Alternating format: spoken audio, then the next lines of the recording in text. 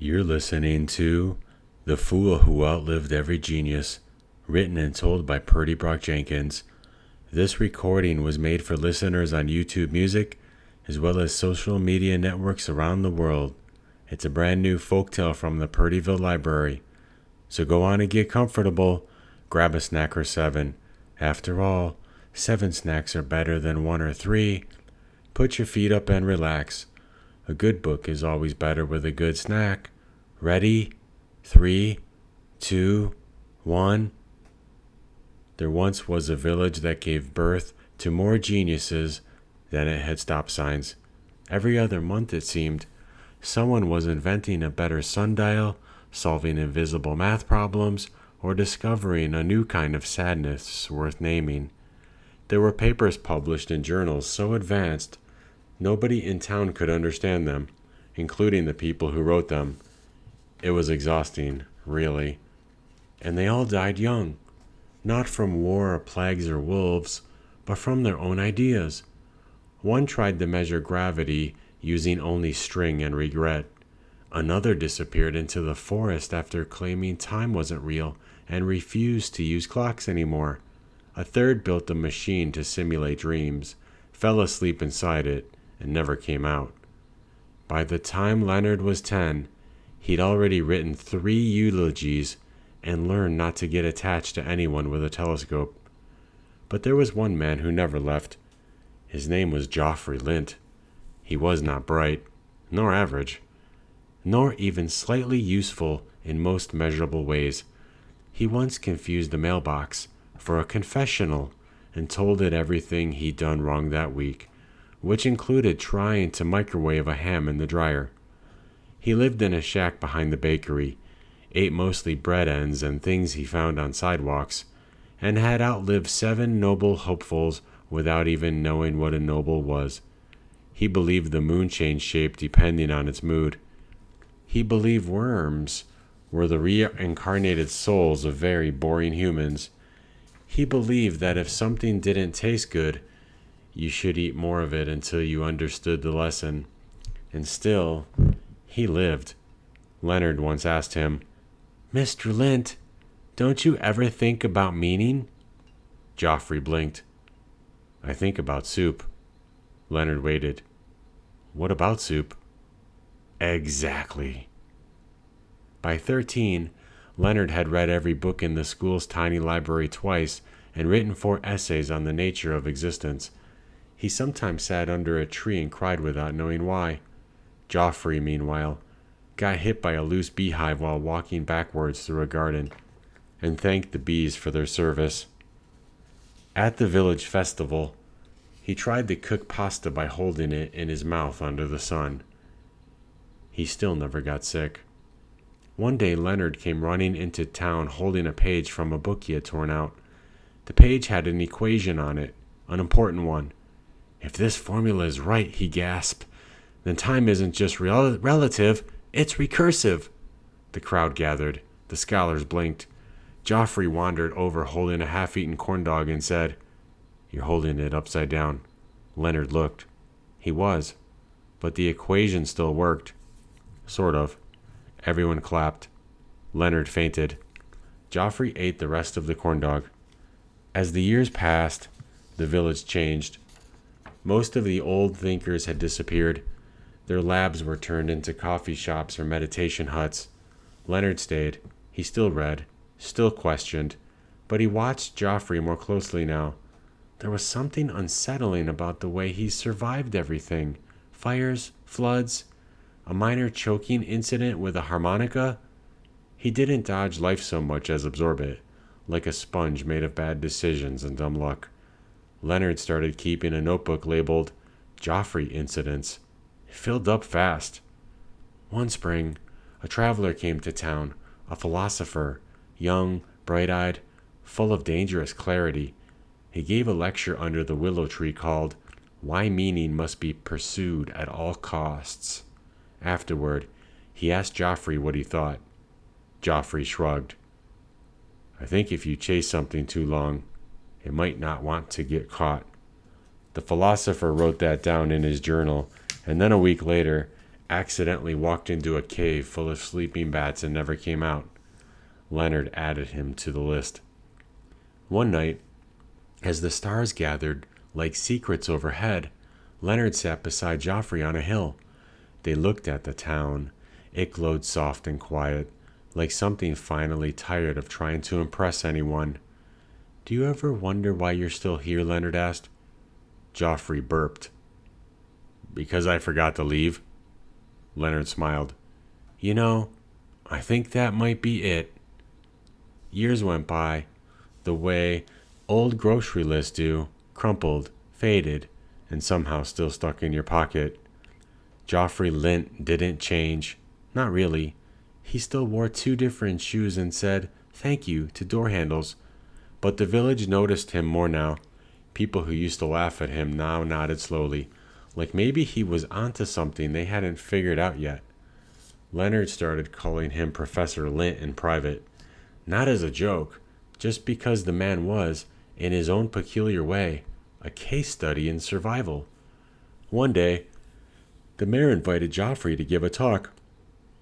This was after the town's newest wonderkind, Marble Stone, had just published a groundbreaking theory that consciousness was just a shared hallucination caused by fear of silence.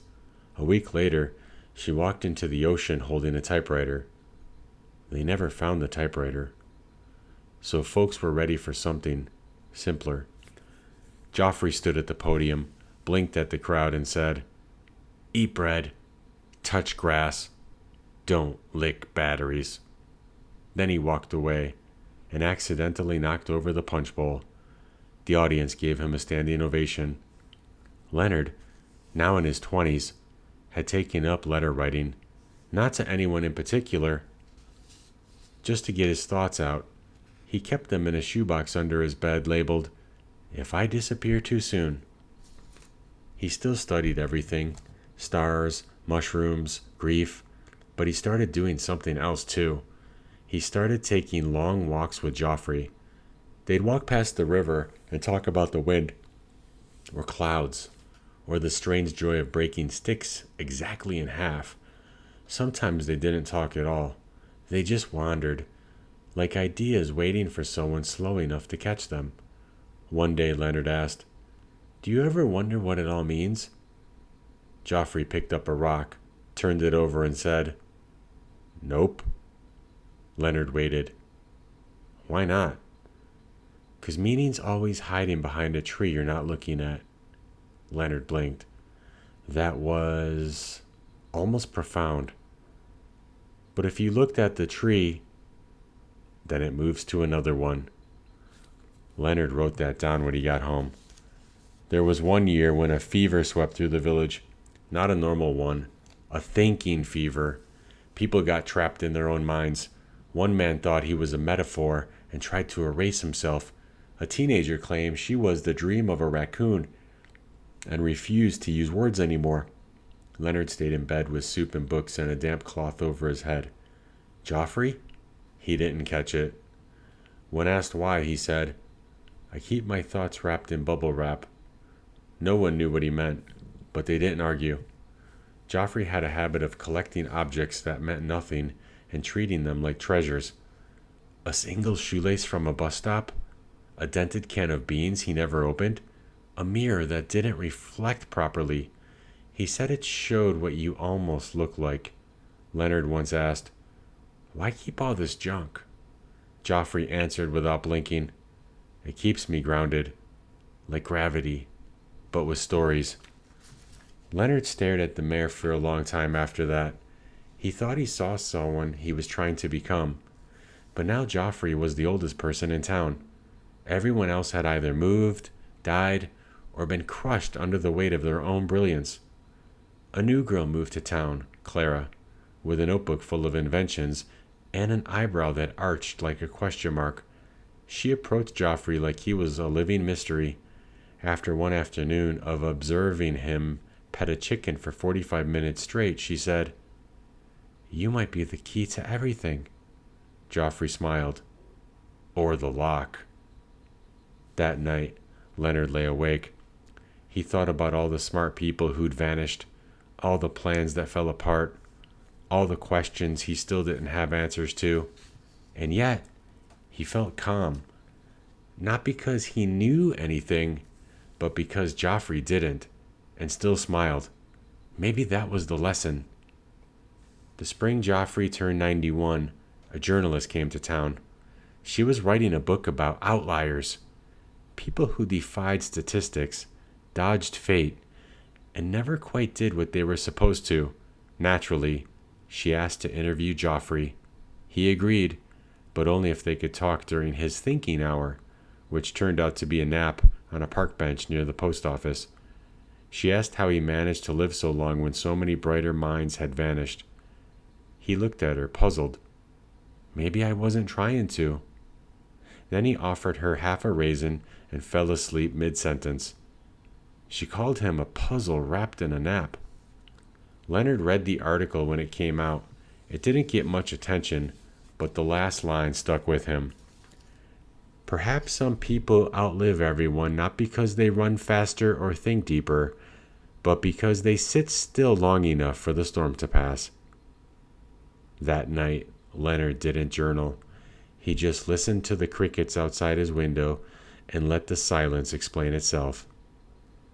Joffrey died quietly, not tragically, not mysteriously, just gently. The same way a sock disappears in the laundry. No one sees it go, but somehow the drawer feels emptier. He was found sitting in his chair with a crossword puzzle on his lap that only had one word filled in: bread. They buried him under the willow tree. Not a big ceremony, just a few folks, Leonard, and the sound of wind in the grass. Someone asked if they should say something. Leonard nodded. He didn't solve much, but he lasted. After that, Leonard stopped chasing things. Not out of despair, but out of calm. He still read, still wondered, but he started leaving more room for nonsense.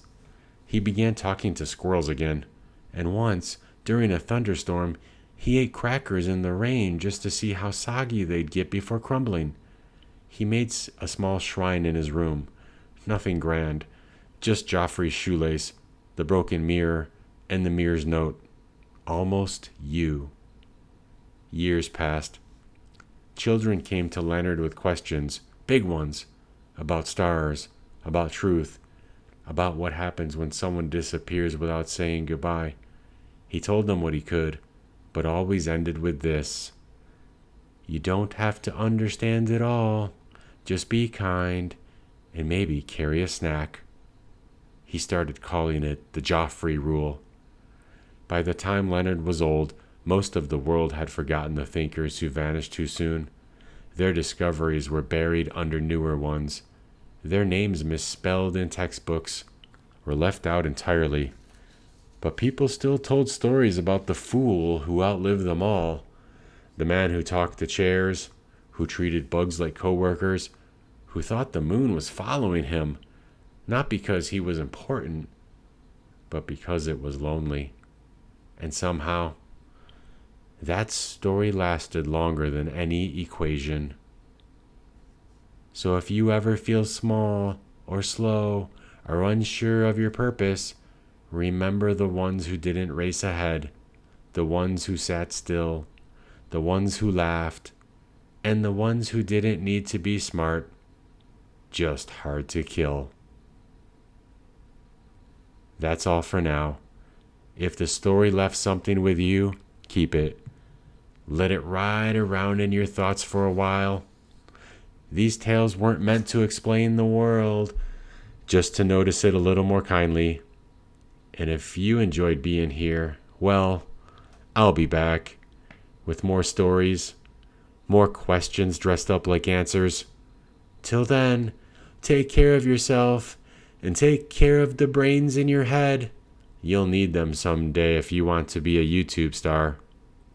If this made you smile or feel something fuzzy and wonderful, go ahead and hit the like button and subscribe. Also give me a comment. What ideas do you have for the next story? I'll keep telling stories if you keep listening. This has been Purdy Brock Jenkins, talking slow about things that move fast. I hope you enjoyed the story. It was a very good story. I especially liked the part where Joffrey liked to eat snacks he found on the sidewalk.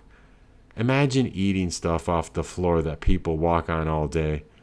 What do you think he found to eat? Maybe some chewed pieces of gum with spit left on it still? Or a half-eaten bar of chocolate with cat hair and ants? Or maybe, just maybe, a yummy dirty diaper with ketchup? Yum. Remember for next time that we need more snacks. A good book is always better with a good snack. See you next time, and have a sleepy Joe night.